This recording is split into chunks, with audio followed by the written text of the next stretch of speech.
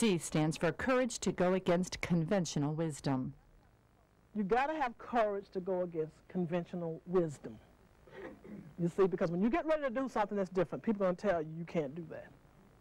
They're going to tell you nobody's doing that. They're going to tell you it's never worked before. They're going to tell you people like you can't do that. Where I come from, they say, them lies. They didn't say those are lies. Them lies. You can do anything that occurs in your mind. Did you know that? See, people don't realize that God doesn't allow you to want things that you can't have. But you will let people talk you out of it. If it gets in your head, and if you believe just for a split second that you can do it, you really can do it. Did you know that? It just never occurs to you to do something you can't do. So when we look at it, if we're going to redefine success, we must define who we are. E is for education. People believe that if they have a master's degree or a doctor's degree or a bachelor's degree, that they're going to be successful. And yes, education is extremely important, but education without application is high-class ignorance. And a lot of what we need today has to do with application. A lot of the education that we get will not come from a classroom. Most of it will come from just living and looking.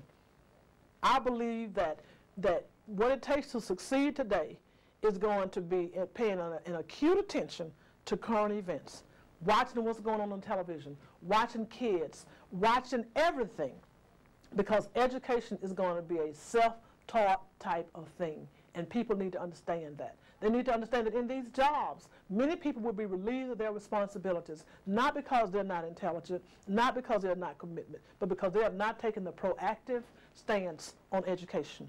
They're not gone out and learned about the computer. They've not learned how to do the thing that is obvious that needs to be done because no one has told them that they needed to do it. So they're assuming that because no one is telling them anything, that they're okay. Education must be self-inflicted. It must be self-propelled. You must accept the responsibility and the accountability to do what you need to keep yourself current.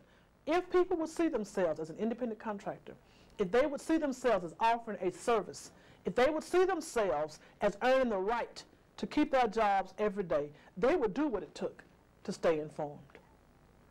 S is for salesmanship. Too many people die a wrongful death because they don't understand salesmanship.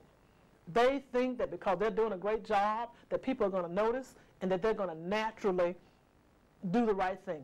And the fact of the matter is, people are too busy thinking about themselves to think about you.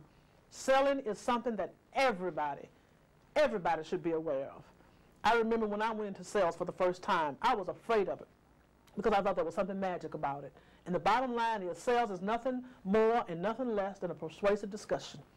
You look at the pros and the cons of it. You are prepared to ask the proper questions. You are prepared to make the proper response. You are prepared to ask for the opportunity and to defend it if you don't get it. And too many people do not understand that. We need to understand that we're in a time when the opportunities are shrinking and that there are going to be a lot more competitors. And we need to be able to look people in the eye and say, why me? This is what I have to offer. And the reason you're seeing so many layoffs is because the fastest way to cut expenses is cut people. And the people that you cut are the people you perceive that you don't need. When I say perceive, sometimes you're doing a very good job, but nobody knows it but you. And we're going to talk about that because it's time for you to wag your tail. You know, where I came from, it says the poor dog who won't wag his own tail. You better get to wagging. S stands for showmanship. Showmanship? Yes. What do you mean by that? Being ready to style. Michael Jordan is a prime example of that. Magic Johnson is a prime example of that. When you see people who can do things well and who are willing to put that on display, who's willing to say, I did that, that's showmanship. Not just doing something, but doing it with style, doing it with your own endorsement. Being ready, willing, and able to stand up and put your signature on whatever you've done.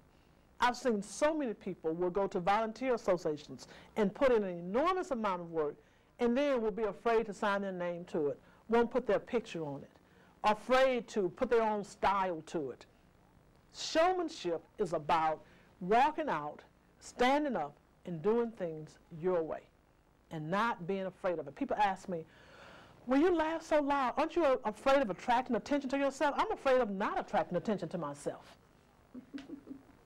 Showmanship is about knowing who you are and being proud of who you are, knowing what you do, and knowing that no one can do it like you.